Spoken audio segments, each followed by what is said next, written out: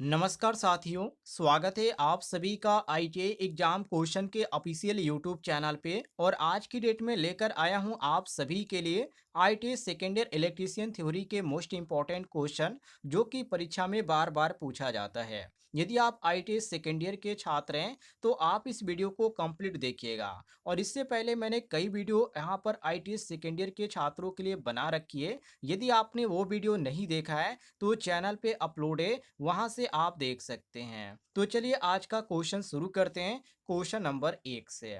Question number 1 साथियों आपके सामने, जिसमें पूछा जा रहा है कि डीसी मोटर की घूर्ण दिशा ज्ञात करने के लिए प्रयोग किया जाने वाला नियम है। मतलब कि डीसी मोटर की घूर्ण की दिशा आपको ज्ञात करना है, तो ज्ञात करने के लिए आप कौन सा नियम प्रयोग करेंगे। तो आप सभी को मालूम होना चाहिए साथियों, डीसी मोटर की जो घूर्णन की दिशा है उसे ज्ञात करने के लिए फ्लोमिंग का बायां हाथ नियम हम उपयोग करते हैं। और इस नियम में क्या होता है, यहाँ पर साथियों आपको अंगुली के अनुसार इसको जानना पड़ता है। मान लीजिए तर्जनी अंगुली है, तो तर्जनी अंगुली से आप क्या करेंगे, चुंबकीय क्षेत्र की दिशा को आप दर्शाएंगे।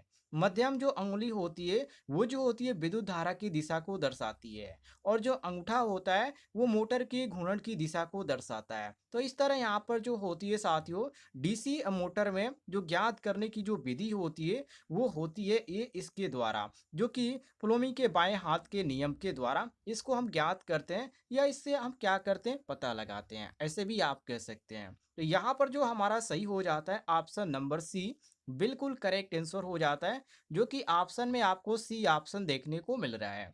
आगे देखते हैं अगले क्वेश्चन को। क्वेश्चन नंबर 2 को देखिए। क्वेश्चन नंबर 2 में साथियों पूछा जा रहा है कि डीसी मोटर में प्रेरित होने वाला विद्युत वाहक बल आरोपित विद्युत वाहक बल के लिए क्या होता है। ऑप्शन तो आपको बहुत सारे यहाँ पर देखने को मिल जाएंगे, लेकिन यहाँ पर जो आपका सही ऑप्शन होगा वो कौन सा होगा, सबसे पहले इसके बारे में जान लीजिए। देखिए, डीसी मोटर में जो प्रेरित होने वाला विद्युत वाहक बल होता है, जिसको शॉर्टकट में हम बोलते हैं ईएमएफ। क्या बोला जाता है साथियों, उसको बोला जाता है ईएमएफ। इसका पूरा नाम होता है इलेक्ट्रोमोटिव फोर्स। और ये साथियों जो इलेक्ट्रोमोटिव फोर्स है और जो आरोपित विद्युत वाहक बल होता है इसके बीच में संबंध होता है। जैसे कि प्रेरित विद्युत वाहक बल का जो हो गया जिसको बैक ईएमएफ बोला जाता है, और जो आरोपित विद्युत वाहक बल हो गया जो कि साथियों अप्लाइड जो एम ईएमएफ होता है, और इसमें आपका संबंध होता है। और इसी संबंध को यहाँ पर पूछा जा रहा है। सूत्र के अनुसार यदि संबंध की बात करें तो ये जो संबंध होता है सूत्र के अनुसार भी बराबर हो जाता है, बी बराबर E B plus I A into R A हो जाता है। ये संबंध इसमें होता है, जिसमें जो आपका भी होता है साथियों आरोपित विद्युत वाहक बल होता है जो कि वोल्टेज में होता है। और यहाँ पर जो ईबी है साथियों ये होता है प्रेरित विद्युत वाहक बल, जिसको हम बैक ईएमएफ के नाम से भी जानते हैं। और यहाँ पर आपको देखने को मिल जाता है आई ए, ये होता है आर्मेचर धारा। और यहाँ पर आर ए जो आपको देखने को मिल जाता है इसको बोला जाता है आर्मेचर प्रतिरोध। तो बैक ईएमएफ जो होती है वो मोटर की गति के साथ अनुपातिक रूप से बढ़ता है। और जब मोटर अधिक गति से घूमता है तो बैक ईएमएफ भी बढ़ता है, जिससे क्या होती है, जिससे आर्मेचर में धारा की कमी होती है। तो यहाँ पर इसी चीज को पूछा जा रहा है कि डीसी मोटर में प्रेरित होने वाला विद्युत वाहक बल आरोपित विद्युत वाहक बल के लिए क्या होता है। ए ऑप्शन सहायक होता है, बी ऑप्शन विरोधी करने वाला होता है, सी ऑप्शन न सहायक होता है न ही विरोधी होता है, और डी ऑप्शन आर्मेचर धारा में वृद्धि करने वाला होता है। तो इसमें साथियों आपका सही हो जाएगा ऑप्शन नंबर बी, विरोधी करने वाला होता है। ये आपका जो सही हो जाएगा ऑप्शन नंबर बी बिल्कुल करेक्ट आंसर हो जाएगा, मिला लीजिएगा। और कोई भी किसी भी क्वेश्चन में आपको किसी प्रकार की दिक्कत होती है तो कमेंट बॉक्स में पूछ लीजिएगा, आपको जानकारी मिल जाएगी। चलिए आगे बढ़ते हैं अगले क्वेश्चन को देखिए, क्वेश्चन नंबर 3 को। क्वेश्चन नंबर 3 साथियों आपके सामने, जिसमें पूछा जा रहा है कि डीसी मोटर द्वारा स्रोत से ली जाने वाली धारा की गणना का सूत्र है। ये क्वेश्चन काफी इंपॉर्टेंट है। देखिए, इसका जो सही सूत्र होता है जो कि डीसी मोटर के द्वारा जो ली जाने वाली धारा की गणना करने के लिए जिस हम सूत्र का उपयोग करते हैं वो होता है आई ए। ध्यान रखिएगा, आई ए बराबर हो जाता है V minus E B upon R A हो जाता है। ये हमारा सूत्र हो जाता है। और ऑप्शन में हमारा कौन सा मैच कर रहा है साथियों, तो ऑप्शन नंबर ए मैच कर रहा है, यहाँ पर देख सकते हैं। आई ए बराबर V minus E B upon R A. और यदि आपसे पूछ दिया जाए कि इसमें आई ए क्या है, भी क्या है, ई बी क्या है और आर ए क्या है, तो आप इस तरह क्रम वाइज बताइएगा। आइए जो इसमें देखने को मिलता है ये आर्मेचर धारा है, और भी जो देखने को मिल जाता है ये आरोपित विद्युत वाहक बल है, और ई जो यहाँ पर देखने को मिल जाता है ई बी, ये है विद्युत वाहक बल जो कि बैक ईएमएफ बोला जाता है। और आर ए जो है साथियों यहाँ पर इसको आर्मेचर प्रतिरोध बोला जाता है, ध्यान रखिएगा। तो ये आपका जो सूत्र है इसी के द्वारा क्या किया जाता है, इसका गणना किया जाता है, यही सूत्र है, और इस पे बहुत सारे क्वेश्चन भी पूछे जाते हैं, इसको ध्यान रखिएगा। चलिए, तो यहाँ पर आपका सही हो जाएगा ऑप्शन नंबर ए। अगले क्वेश्चन को देखते हैं, क्वेश्चन नंबर 4 को। क्वेश्चन नंबर 4 में साथियों पूछा जा रहा है कि डीसी मोटर का स्टार्टिंग प्रतिरोध सामान्यतः, मतलब कि सामान्य रूप से डीसी मोटर का जो स्टार्टिंग प्रतिरोध होता है वो कितना होता है, मतलब कि कैसा होता है। तो डीसी मोटर का जो स्टार्टिंग प्रतिरोध होता है वो कम होता है, और डीसी मोटर के स्टार्टिंग के समय जो आर्मेचर होता है वो स्थिर होता है, ये भी ध्यान रखिएगा। जिससे क्या होता है, जो बैक ईएमएफ होता है साथियों, जिसको प्रेरित विद्युत वाहक बल बोला जाता है, ये शून्य होता है। और शून्य स्थिति में मोटर की धारा का जो निर्धारण होता है केवल आरोपित वोल्टेज और आर्मेचर की जो प्रतिरोध होता है उसी पे निर्भर करता है। क्योंकि आर्मेचर का जो प्रतिरोध होता है वो जो आपको देखने को मिल जाता है, जो प्रतिरोध होता है वो आर्मेचर पे बहुत ही कम होता है। इसलिए स्टार्टिंग जो धारा होती है साथियों, वो करंट स्टार्टिंग जो धारा होती है उस समय जो आपको देखने को मिल जाता है बहुत ही अधिक यहाँ पर देखने को मिलता है। लेकिन जो उच्च प्रारंभिक धारा होती है वो आर्मेचर वाइंडिंग के जो घटना उसमें देखने को मिलती है, जो घटती है, उससे काफ़ी नुकसान होता है, जिसके कारण कम हो जाती है। और यही यहाँ पर क्वेश्चन में पूछा जा रहा है कि डीसी मोटर का स्टार्टिंग प्रतिरोध सामान्यतः होता है। तो ये जो होता है साथियों, यदि बात करें लगभग में, तो 1 से यहाँ पर 10 ओम तक ही होता है। और यहाँ पर आपको जो देखने को मिल जाता है ऑप्शन नंबर डी, ये बिल्कुल करेक्ट आंसर हो जाता है हमारा। डी ऑप्शन आपका सही हो जाएगा, ऑप्शन नंबर डी आपको करेक्ट आंसर देखने को मिल रहा है। चलिए आगे बढ़ते हैं, अगले क्वेश्चन को देखिए, क्वेश्चन नंबर 5 को। क्वेश्चन नंबर 5 में साथियों पूछा जा रहा है कि यदि कोई डीसी शंट मोटर लोड रहित अवस्था में कार्यरत है और उसकी फील्ड वाइंडिंग ओपन सर्किट हो जाए तो क्या होगा। क्वेश्चन काफी इंपॉर्टेंट है। ए ऑप्शन दिया गया मोटर रुक जाएगी, बी ऑप्शन दिया गया मोटर की आर्मेचर वाइंडिंग जल जाएगी, सी ऑप्शन है मोटर शोर पैदा करने लगेगी, और डी ऑप्शन है मोटर की घूर्णन गति उच्च हो जाएगी। तो इसमें कौन सा ऑप्शन सही होगा। तो देखिए, इसमें जो आपका सही हो जाएगा वो ऑप्शन नंबर डी सही हो जाएगा। डी ऑप्शन हमने यहाँ पर क्यों सही मारा, क्योंकि साथियों कोई भी डीसी शंट मोटर, ठीक है, कोई भी डीसी शंट मोटर हो, यदि लोड रहित अवस्था में कार्य कर रहा है और उसकी फील्ड वाइंडिंग ओपन सर्किट हो जाती है, तो इसमें बहुत सारे यहाँ पर घटनाएं आपको घटित देखने को मिलेंगी। जैसे कि पहला हो गया, चुंबकीय क्षेत्र का आपको हानि देखने को मिलेगा, और जो स्पीड होगी वो बहुत ही काफ़ी हो जाएगी, मतलब कि बहुत ही ज़्यादा स्पीड इसकी बढ़ जाएगी, और मोटर में नुकसान भी आपको देखने को मिलेगा, और मोटर बंद होने के भी चांस हो जाते हैं। तो इसमें कई सारे यहाँ पर घटनाएं देखने को मिलती है। लेकिन मोटर की घूर्णन की जो गति हो जाएगी, मतलब कि स्पीड जो हो जाएगी वो काफ़ी तेज हो जाएगी, और ये ऑप्शन में भी दिया गया है। तो यहाँ पर हम ऑप्शन में मारेंगे ऑप्शन नंबर डी, बिल्कुल करेक्ट आंसर। यदि आपको जानकारी पसंद आ रही होगी तो इस वीडियो पर एक लाइक जरूर कीजिएगा, और वीडियो के नीचे आपको एक बटन दिख रहा होगा सब्सक्राइब वाला, उसे भी दबाइएगा, ताकि हर एक वीडियो आपके मोबाइल तक पहुंचे और सभी लोग इसको पढ़ पाएं। चलिए आगे देखते हैं अगले क्वेश्चन को। अगला क्वेश्चन साथियों आपके सामने क्वेश्चन नंबर 6, जिसमें पूछा जा रहा है कि यदि किसी डीसी मोटर के सप्लाई टर्मिनल्स को आपस में बदल दिया जाए तो क्या होगा। यदि कोई भी डीसी मोटर है आपके पास, यदि जो सप्लाई उसमें दिया जा रहा है उस सप्लाई के जो टर्मिनल है उसको हम बदल देते हैं तो उस पर प्रभाव क्या पड़ेगा, ये क्वेश्चन में पूछा जा रहा है। देखिए, कोई भी आपके पास डीसी मोटर है, यदि सप्लाई टर्मिनल को आप आपस में बदल देते हैं, यानी कि सप्लाई वोल्टेज का जो ध्रुवीयता है वो उल्टा कर देते हैं, तो इसमें बहुत सारे आपको प्रॉब्लम देखने को मिलेंगे। जैसे कि घूर्णन की दिशा पहले तो परिवर्तित हो जाएगी, और प्रभाव में आपको जो देखने को मिलेगा, सबसे बड़ा प्रभाव ये हुआ कि डीसी शंट मोटर में आपको जो देखने को मिलेगा, जब सप्लाई टर्मिनल्स को आप उलटते हैं तो आर्मेचर और जो फील्ड वाइंडिंग होती है ये दोनों की धारा उलट जाएगी। लेकिन दोनों की धारा जो होगी वो क्या होगी साथियों, वो आपको देखने को मिलेगी एक दिशा में समान रूप से उलटती हुई है। इसलिए मोटर की दिशा में बदलाव यहाँ पर करना जरूरी हो जाता है कभी कभी, तो इसलिए यहाँ पर किया भी जाता है। और यहाँ पर साथियों इसमें कई और भी प्रभाव देखने को मिलेंगे। जैसे कि सप्लाई वोल्टेज की जो ध्रुवता होगी वो भी बदल जाएगी और मोटर की जो घूर्णन की दिशा होगी वो भी बदल जाएगी। इस तरह यहाँ पर बहुत सारे आपको देखने को मिलेंगे इफेक्ट। फिलहाल यहाँ पर क्वेश्चन पे चलते हैं। तो क्वेश्चन के अनुसार जो हमारा इसमें जो सही हो जाएगा वो ऑप्शन नंबर सी सही हो जाएगा कि मोटर की घूर्णन की जो दिशा है वो क्या रहेगी साथियों, वही रहेगी। क्या रहेगी? मोटर की घूर्णन की दिशा क्या रहेगी? वही रहेगी।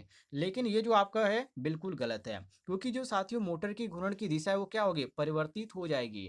और ये जो आपको ऑप्शन में देखने को मिलता है ऑप्शन नंबर बी, ना कि सी ऑप्शन सही होगा। ऑप्शन नंबर बी आपका करेक्ट आंसर हो जाएगा। आगे देखते हैं अगले क्वेश्चन को। क्वेश्चन नंबर 7 को देखिए साथियों। क्वेश्चन नंबर 7 में पूछा जा रहा है कि डीसी मोटर के साथ प्रयुक्त स्टार्टर का मुख्य कार्य है। डीसी मोटर के साथ आप सभी को मालूम है स्टार्टर यहाँ पर प्रयोग किया जाता है। लेकिन क्वेश्चन में ये पूछा जा रहा है कि इसका मुख्य कार्य क्या है। तो आप सभी को मालूम होना चाहिए डीसी मोटर के साथ जो स्टार्टर होता है उसका कार्य जो होता है वो मोटर को सुरक्षित करना होता है, मतलब कि सुरक्षित रूप से प्रारंभ करना होता है। जो कि प्रारंभिक में जिसको हम स्टार्टिंग बोलते हैं वो स्टार्टिंग के समय धारा को सीमित करता है। और जब मोटर शुरू होती है तो उसमें बैक ईएमएफ जो होती है जिसको हम ईबी से इंडिकेट करते हैं, जो कि मैंने सूत्र में आपको पिछले क्वेश्चन में बताया था, उसको हम किससे इंडिकेट करते हैं? बैक ईएमएफ को ईबी से इंडिकेट करते हैं। तो यहाँ पर साथियों जो बैक ईएमएफ इसका जो हो जाता है उस समय आपको शून्य देखने को मिलता है। तो स्टार्टिंग के समय जो बैक ईएमएफ होता है वो शून्य हो जाता है, जिससे स्टार्टिंग धारा जो हो जाती है वो बहुत ही अधिक हो जाती है, जो मोटर के आर्मेचर और जो वाइंडिंग होती है उसको नुकसान पहुंचाती है।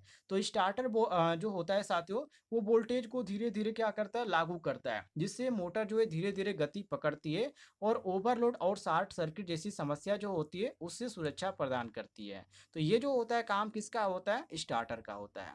और ऑप्शन में जो आपको सही देखने को मिलता है, जैसे कि ए ऑप्शन दिया गया है फील्ड सर्किट प्रतिरोध को बढ़ाना, बी ऑप्शन दिया गया है स्टार्टिंग धारा को सीमित करना, सी ऑप्शन दिया गया आर्मेचर प्रतिरोध को घटाना और डी ऑप्शन देखिए विद्युत विद्युत वाहक बल को घटाना। तो इसमें जो आपका सही हो जाएगा वो ऑप्शन नंबर बी सही होगा कि स्टार्टिंग धारा को सीमित करना, मतलब कि कंट्रोल करना।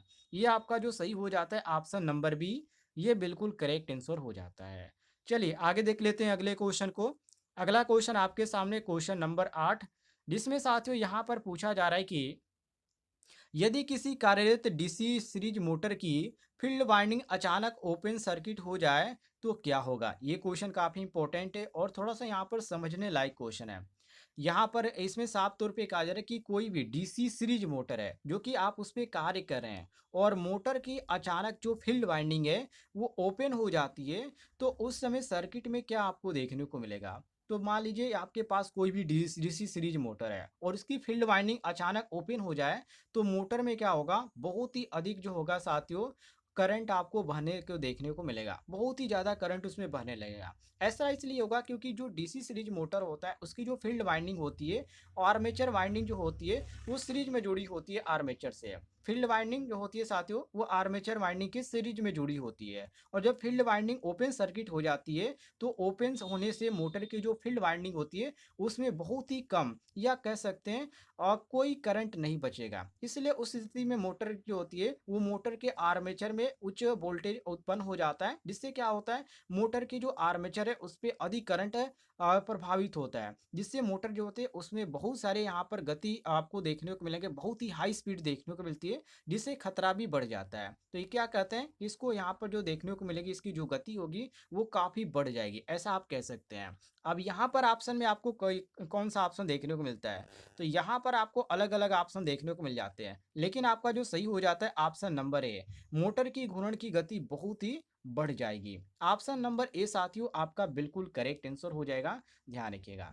चलिए आगे देख लेते हैं साथियों अगले क्वेश्चन को। अगला क्वेश्चन आपके सामने क्वेश्चन नंबर 9, जिसमें पूछा जा रहा है कि किसी डीसी कंपाउंड मोटर की विशेषताओं में बिना किसी परिवर्तन के उनकी घूर्णन दिशा परिवर्तित करने के लिए, बिना किसी घूर्णन की दिशा परिवर्तित करने के लिए, अब यहाँ पर ऑप्शन पढ़ेंगे तभी आपको समझ में आएगा कि आखिर ये पूछना क्या चाह रहा है। जैसे कि ए ऑप्शन है सीरीज फील्ड वाइंडिंग के संयोजन परिवर्तित करें, बी ऑप्शन है शंट फील्ड वाइंडिंग के संयोजन परिवर्तित करें, सी ऑप्शन है स्रोत टर्मिनल्स के संयोजन परिवर्तित करें और डी ऑप्शन है आर्मेचर वाइंडिंग के संयोजन परिवर्तित करें। तो यहाँ पर जो इसका कनेक्शन है उससे यहाँ पर संबंधित क्वेश्चन पूछा जा रहा है।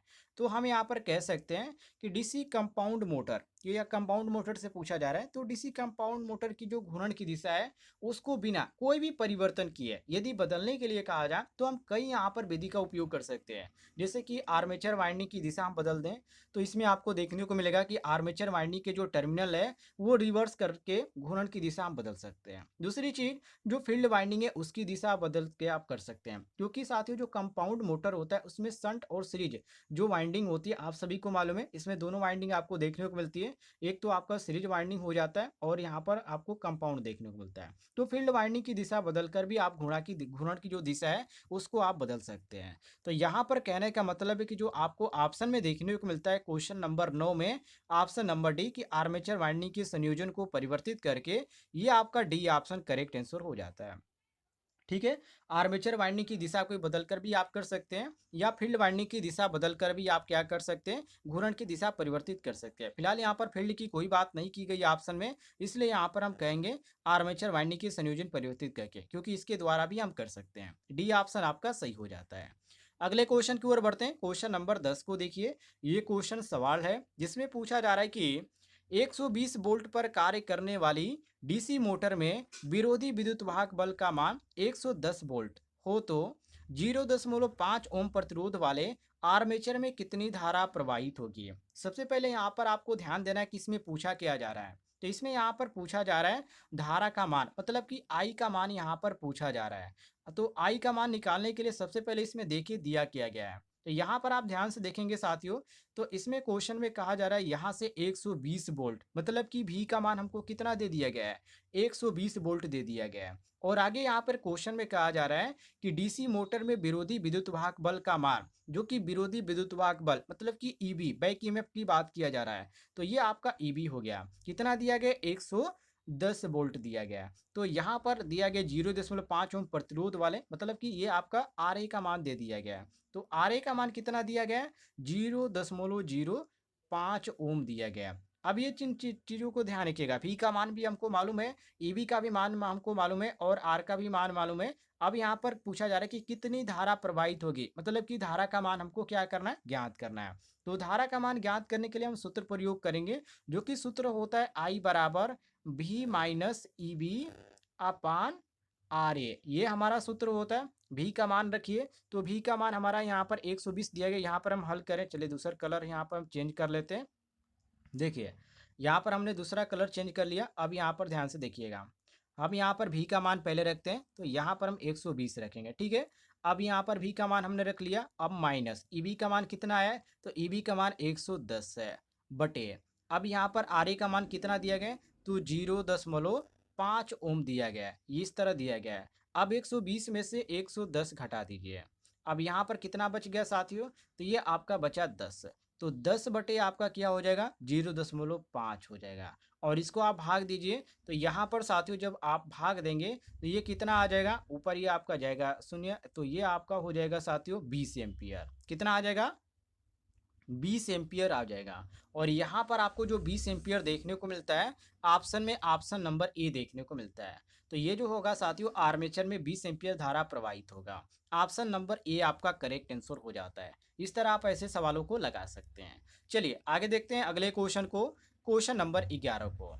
क्वेश्चन नंबर 11 में साथियों पूछा जा रहा है कि किसी वैद्युतिक मोटर में या किसी वैद्युतिक मोटर की नेम प्लेट पर अंकित शक्ति होती है। देखिए इसमें शक्ति की बात करें तो इसमें जो शक्ति होती है वो वोल्टेज के अनुसार भी किया जाता है, धारा के भी किया जाता है, पावर के भी किया जाता है, आवृत्ति के अनुसार भी किया जाता है, गति के भी अनुसार किया जाता है, और फेज होता है ये सबसे ज़्यादा होता है। यदि मोटर एक फेज है या 3 फेज है तो उसमें अंकित होता है, और सुरक्षा श्रेणी के अनुसार भी किया जाता है, और निर्माण और मॉडल के अनुसार भी किया जाता है। तो इसमें पहचानने के लिए कई यहाँ पर चीज़ें होती है जो कि नेम प्लेट के अंकित करने की बात किया जा रहा है।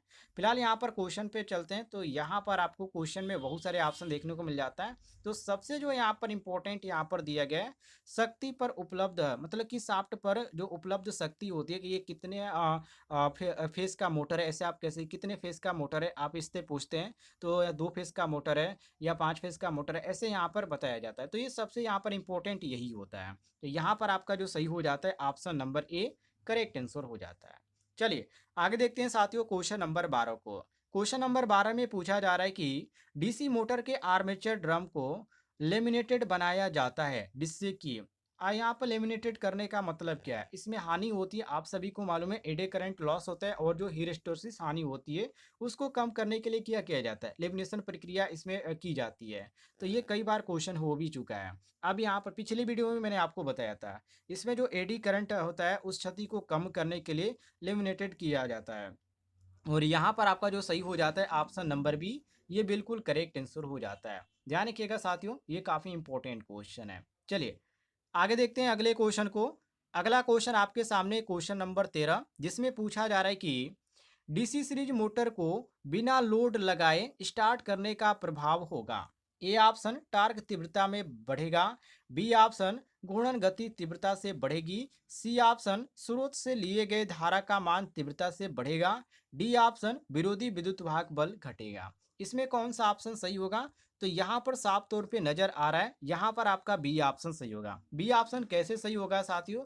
क्योंकि डीसी सीरीज मोटर को बिना लोड लगाए यदि आप स्टार्ट करते हैं तो स्टार्ट करने पर मोटर में क्या होगा, अत्यधिक करंट बहने लगेगा। इसके कारण से ये होगा कि जो सीरीज मोटर है उसकी फील्ड वाइंडिंग और आर्मेचर वाइंडिंग जो होगी वो सीरीज में जुड़ी होती है, तो लोड की जो होगी अनुपस्थिति होगी और अनुपस्थिति के कारण क्या होगा, फील्ड वाइंडिंग की कमी होगी और आर्मेचर जो होगा, आर्मेचर में करंट बहुत अधिक हो जाएगा जिससे मोटर की गति बहुत ही तेज बढ़ जाएगी, जिससे मोटर की गति जब काफ़ी तेज हो जाती है और मोटर के जलने और यहाँ पर बहुत सारे खतरों की यहाँ पर समस्या आपको झेलनी पड़ेगी। हो सकता है मोटर जल भी जाए या हीट होकर बॉडी पर भी प्रभाव पड़ सकता है। तो इस स्थिति को रोकने के लिए क्या किया जाता है, अक्सर मोटर को लोड के साथ स्टार्ट करने का यहाँ पर क्या किया जाता है साथियों, स्टार्टिंग डिवाइस का उपयोग किया जाता है इसमें, मतलब स्टार्टर का उपयोग इसमें ज़्यादातर इसीलिए किया जाता है।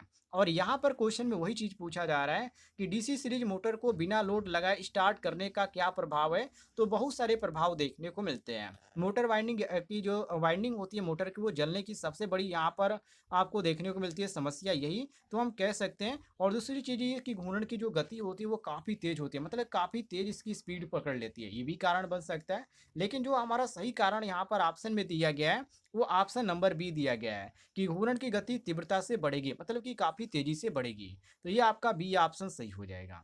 चलिए आगे देखते हैं अगले क्वेश्चन को। क्वेश्चन नंबर यहाँ पर देखिए साथियों 14 को, जिसमें पूछा जा रहा है कि कम्युलेटिव कंपाउंड डीसी मोटर में लोड बढ़ाने से क्या होगा। ये किस मोटर की बात किया जा रहा है, तो कम्युलेटिव कंपाउंड डीसी मोटर में है। देखिए इसमें कम्युलेटिव कंपाउंड मोटर में आप यदि लोड बढ़ाते हैं तो इसमें बहुत सारे आपको प्रभाव देखने को मिलते हैं। सबसे पहले तो इसमें गति में आपको कमी देखने को मिलेगी, क्योंकि कम्युलेटिव जो कंपाउंड मोटर होता है यदि लोड बढ़ाएंगे तो लोड बढ़ाने पर गति में कमी आती है, लेकिन यह जो कमी होती है ये यहाँ पर बहुत ही कम नहीं होती है, मतलब कि ये कि हद से कम होती है लेकिन इतना कम नहीं होती है। इसका कारण ये होता है कि कम्युलेटिव कंपाउंड मोटर जो होता है वो सीरीज वाइंडिंग होती है और शंट वाइंडिंग जो होती है, ये दोनों इसमें क्या किया जाता है, वाइंडिंग किया जाता है। तो लोड बढ़ाने पर सीरीज वाइंडिंग में जो करंट होगा वो अधिक बहता है, तो फील्ड वाइंडिंग जो होता है उसमें क्या होता है, फील्ड वाइंडिंग में फ्लक्स जो होता है वो भी बढ़ता है। तो यहाँ पर इस तरह भी यहाँ पर आपको कमी देखने को मिलती है। करंट में भी वृद्धि आपको देखने को मिलेगी, टार्क में वृद्धि देखने को मिलेगी, लेकिन जो विद्युत वाहक बल है साथियों उसमें आपको कमी देखने को मिलेगी। तो यहाँ पर हमारा ऑप्शन में क्या दिया गया है, घूर्णन की गति में बढ़ती है, बी ऑप्शन देंगे घूर्णन गति घटती है, सी ऑप्शन देंगे टार्क घटता है और डी ऑप्शन देंगे घूर्णन गति और टार्क दोनों बढ़ते हैं। तो इसमें जो आपका सही हो जाएगा वो ऑप्शन नंबर बी सही हो जाएगा। बी ऑप्शन आपका साथियों बिल्कुल करेक्ट आंसर हो जाएगा, मिला लीजिएगा। काफ़ी यहाँ पर इजी क्वेश्चन था। आगे देखते हैं अगले क्वेश्चन को।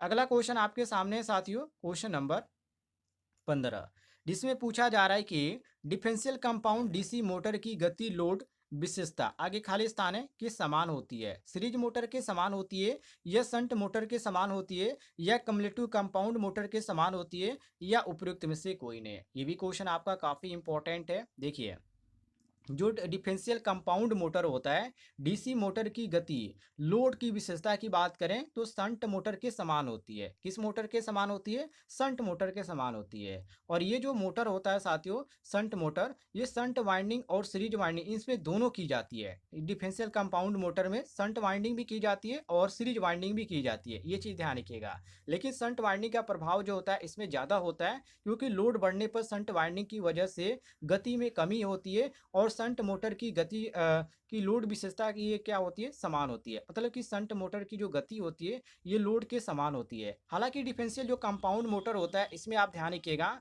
गति में कमी अधिक होती है, क्योंकि सीरीज वाइंडिंग की वजह से फील्ड जो फ्लक्स होता है और जो करंट होता है ये बढ़ने लगता है। तो इसलिए इसकी जो लोड होती है साथियों, ये शंट मोटर के समान होती है। इसकी सबसे विशेषता बड़ी यही है। तो ये शंट मोटर आपको जो देखने को मिलता है वो ऑप्शन नंबर बी में देखने को मिलता है। बी ऑप्शन साथियों आपका करेक्ट आंसर हो जाएगा। आगे बढ़ते हैं अगले क्वेश्चन को, देखिए क्वेश्चन नंबर 16 को, जिसमें पूछा जा रहा है कि shearing machine, punch machine, press machine, elevator, conveyor, एल रोलिंग मिल के लिए सर्वाधिक उपयोगी है।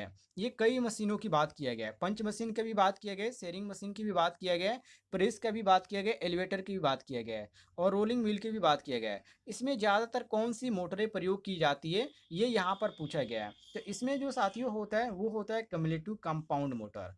कौन सा मोटर होता है साथियों? कम्युलेटिव कंपाउंड मोटर आपको देखने को मिलता है। यह आपको ज़्यादातर ये भी देखने को मिलता है, डीसी सीरीज मोटर भी इसमें प्रयोग किया जाता है। लेकिन यदि ज़्यादा की यदि बात करें, सबसे अधिक की बात करें, तो इसमें कम्युलेटिव कंपाउंड मोटर आपको देखने को मिलता है। जो कि ऑप्शन में जो आपको देखने को मिलता है साथियों, यहाँ पर ऑप्शन नंबर सी देखने को मिलता है करेक्ट आंसर। सी ऑप्शन आपका बिल्कुल करेक्ट आंसर हो जाएगा। आगे देखते हैं अगले क्वेश्चन को, क्वेश्चन नंबर 17 को। इसमें पूछा जा रहा है कि 4 बिंदु वाले स्टार्टर का प्रयोग मुख्यतः निम्न प्रकार की मोटरों के साथ किया जाता है। मतलब कि किन मोटरों के साथ इसका प्रयोग किया जाता है? 4 बिंदु वाले स्टार्टर का प्रयोग। तो देखिए 4 बिंदु वाले जो स्टार्टर का प्रयोग होता है वो डीसी सीरीज मोटर के साथ किया जाता है।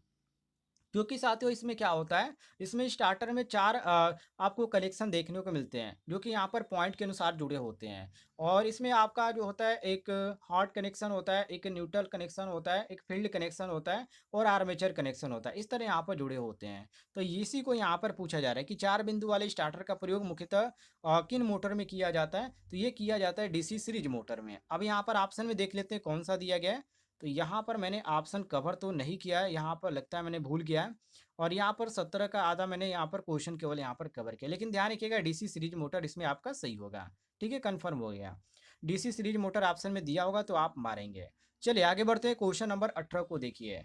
क्वेश्चन नंबर 18 में पूछा जा रहा है कि किसी डीसी मोटर की घूर्णन गति के नियंत्रण करने की विधि है। कोई भी डीसी मोटर है, यदि उसकी घूमने की दिशा को आप नियंत्रित करना चाहते हैं तो कौन सी विधि आप अपना सकते हैं? ये यहाँ पर काफ़ी इंपॉर्टेंट क्वेश्चन पूछा गया है।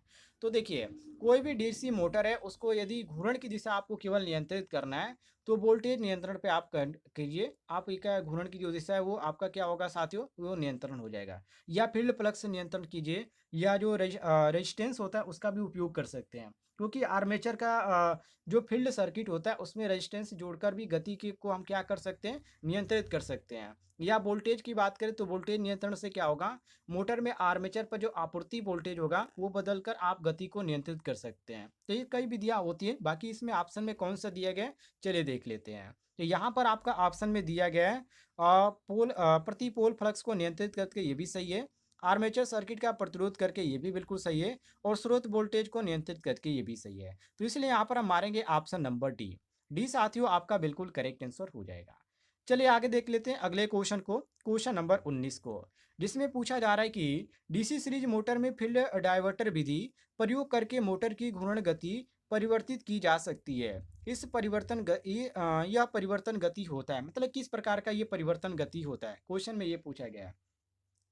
तो ये डीसी सीरीज मोटर में फील्ड डायोटर की बात किया जा रहा है। तो फील्ड जो डायोटर होता है साथियों, इसका प्रयोग करके हम गति को परिवर्तित कर सकते हैं, कोई भी दिक्कत नहीं होगा। इस विधि में क्या होता है कि एक प्रतिरोध होता है, ठीक है, और प्रतिरोध को फील्ड वाइंडिंग के साथ जोड़ा जाता है, जिससे कुछ जो करंट होता है वो बाईपास होता है और इसमें जो फील्ड फ्लक्स होता है वो कम होता है, जिससे मोटर की जो गति होती है वो बढ़ जाती है, और जब मोटर का गति बढ़ जाती है तो प्रतिरोध जो होता है वो बढ़ जाता है। तो फील्ड वाइंडिंग में करंट बहता है, जिससे फील्ड वाइंडिंग जो फ्लक्स होता है वो भी बढ़ता है, और उसमें गति जो देखने को मिलती है वो कम हो जाती है, मतलब कि घट जाती है। तो ये जो होती है साथियों फील्ड डायरेक्टर विधि होती है, जिससे प्रतिरोध के माध्यम से डीसी सीरीज मोटर की गति को नियंत्रित किया जाता है। तो ये जो होती है एक अलग प्रकार की होती है, इससे ज़्यादा इसका प्रयोग नहीं किया जाता है। फिलहाल यहाँ पर क्वेश्चन में दे दिया गया है, तो हम यहाँ पर ऑप्शन देख लेते हैं कौन सा ऑप्शन सही लग रहा है।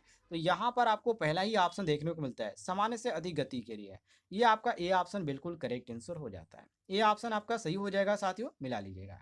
चलिए क्वेश्चन नंबर 20 को देखते हैं। क्वेश्चन नंबर 20 में यहाँ पर सवाल दिया गया है, जिसमें कहा जा रहा है कि डीसी मोटर की घूर्णन गति ज्ञात करने के लिए सूत्र क्या है। और ये सूत्र का आंसर आप कमेंट बॉक्स में जरूर बताइएगा, नहीं तो मैं अगले क्वेश्चन में इसको जोड़कर आपको आंसर बताऊंगा। यदि आपको जानकारी है तो इसका आंसर जरूर बताइएगा कमेंट बॉक्स में। उम्मीद है आपको जानकारी पसंद आई होगी, तो वीडियो पर लाइक कीजिएगा। और इस तरह के क्वेश्चन आप डेली पढ़ना चाहते हैं तो इस वीडियो के नीचे आपको एक बटन दिख रहा होगा सब्सक्राइब वाला, उसे जरूर दबाइएगा।